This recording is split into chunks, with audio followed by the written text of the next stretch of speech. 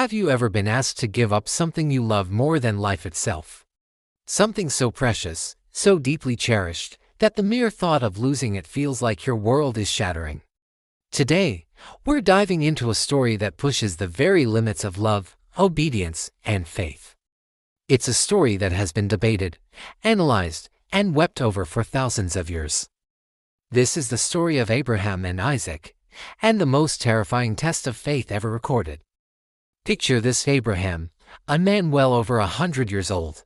For decades, he and his wife, Sarah, longed for a child. They prayed, they hoped, and they waited, through years of disappointment and fading possibility. Then, against all odds, a miracle happened. Isaac was born. He wasn't just a son, he was the fulfillment of a divine promise, the embodiment of all their hopes and dreams. Imagine the joy, the laughter that filled their home, the pure, unconditional love Abraham felt for this child. Isaac was his future, his legacy, his everything.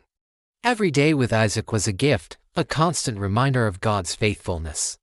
Then, one day, the voice that had promised him this miracle returned. But this time, the message was not one of blessing. It was a command that would tear Abraham's world apart. God said, "Take your son, your only son, Isaac, whom you love, and go to the region of Moriah. Sacrifice him there as a burnt offering on a mountain I will show you." Can you even begin to imagine the silence that followed those words? The air must have gone still. Abraham's heart, once so full of joy, must have felt like it had turned to stone.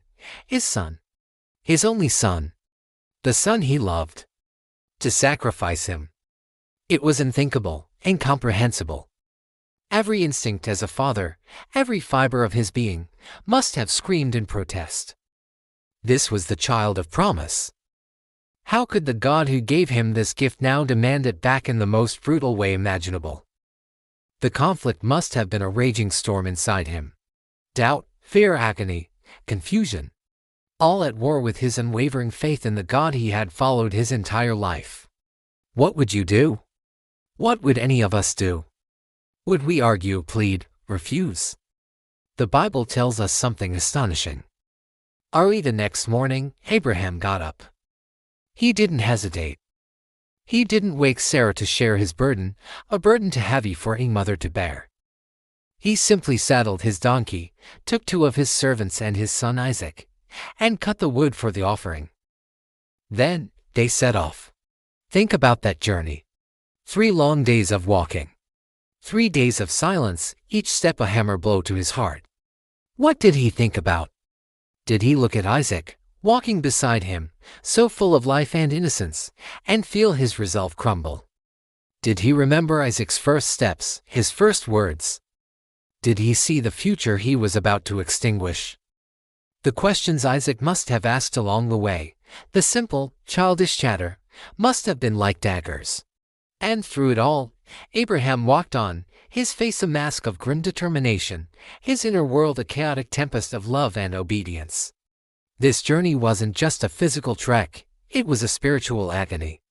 He was walking towards the death of his own son, commanded by the very God who promised that through Isaac, his descendants would be as numerous as the stars in the sky. It made no sense. It was a paradox of faith. He had to trust the giver, even when it meant sacrificing the gift. He had to believe that somehow, even through this horrific act, God's promise would not fail. On the 3rd day, Abraham looked up and saw the place in the distance. He turned to his servants and said, "Stay here with the donkey while I and the boy go over there. We will worship, and then we will come back to you." Notice his words, "We will come back." Even in this darkest moment, did a flicker of hope remain? Or was it a profound statement of faith, a belief that God would provide a way, even if he couldn't see it? He was holding onto a thread of trust in the face of an impossible reality. He placed the wood for the offering on Isaac's shoulders, and he himself carried the fire and the knife. As they walked on together, just the 2 of them, the silence was finally broken. Isaac, perhaps sensing the gravity of the moment, spoke up. His words were simple, innocent, and utterly heartbreaking. "Father," he asked, "Yes, my son," Abraham replied, his voice likely thick with emotion. "The fire and wood are here," Isaac said, "but where is the lamb for the burnt offering?" Pause for a moment and feel the weight of that question. The boy, carrying the wood for his own sacrifice, asks his father where the sacrificial animal is. How does a father answer that?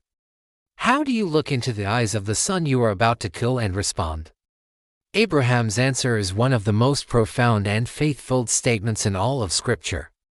He said, "God himself will provide the lamb for the burnt offering, my son." Was he trying to protect Isaac from the horrifying truth? Or was he speaking a prophecy, clinging to a desperate hope that a miracle was still possible? They reached the place God had told him about. Abraham built an altar there and arranged the wood on it. The moment he must have dreaded was upon him. He had to tell his son. We don't know what was said. The Bible is silent on this conversation, leaving it to our imagination. Did Isaac struggle? Did he cry? Or did this young man, raised in a home of profound faith, trust his father and his father's God completely? Whatever happened, the text simply says Abraham bound his son Isaac and laid him on the altar, on top of the wood. Imagine the scene. A father, with tears likely streaming down his face, tying the hands and feet of his beloved child. The boy, lying on a pile of wood, looking up at the father he loves and trusts. The cold, sharp knife in the father's hand. Abraham raised the knife. His arm was in the air, ready to bring it down. All of heaven must have held its breath. This was the ultimate act of surrender, the absolute pinnacle of faith. He was willing to give God everything, even the son who was his entire world. And in that very instant, just as his will surrendered completely, a voice shattered the terrible silence. The angel of the Lord called out from heaven, "Abraham, Abraham." "Here I am," he replied, his hand frozen in the air. "Do not lay a hand on the boy," the angel said. "Do not do anything to him. Now I know that you fear God, because you have not withheld from me your son, your only son." The relief. The overwhelming, tidal wave of relief must have been indescribable. Abraham probably collapsed, the knife falling from his trembling hand. He looked up, and there in a thicket, he saw a ram, its horns caught in the bushes. He had told Isaac that God would provide the lamb, and there it was. God had provided. He had tested Abraham to the absolute limit, but he had never intended for him to go through with it. The test wasn't about the sacrifice of Isaac, it was about the surrender of Abraham's heart. Abraham released his son, and tying the ropes, surely hugging him tighter than ever before. Together, they sacrificed the ram instead. Abraham called that place "the Lord will provide." This story isn't just a historical account, it's a profound lesson for all of us. It asks us what we are willing to place on the altar. What are our Isaacs, the things we love so much that they compete with our devotion to a higher purpose or a greater good? It could be our career, our ambitions, our relationships, or even our own comfort. The story of Abraham teaches that true faith isn't about understanding the why. It's about trusting the who, even when the path is shrouded in darkness and fear. It's about believing that even when we are asked to let go of our most precious treasures, there is a provision we cannot yet see. It's a terrifying, beautiful, and ultimately hopeful story about the nature of sacrifice and the heart of faith. Thank you for joining me on this incredible journey today. If this story moved you, please like, share, and subscribe for more deep dives into the most powerful stories ever told. See you next time.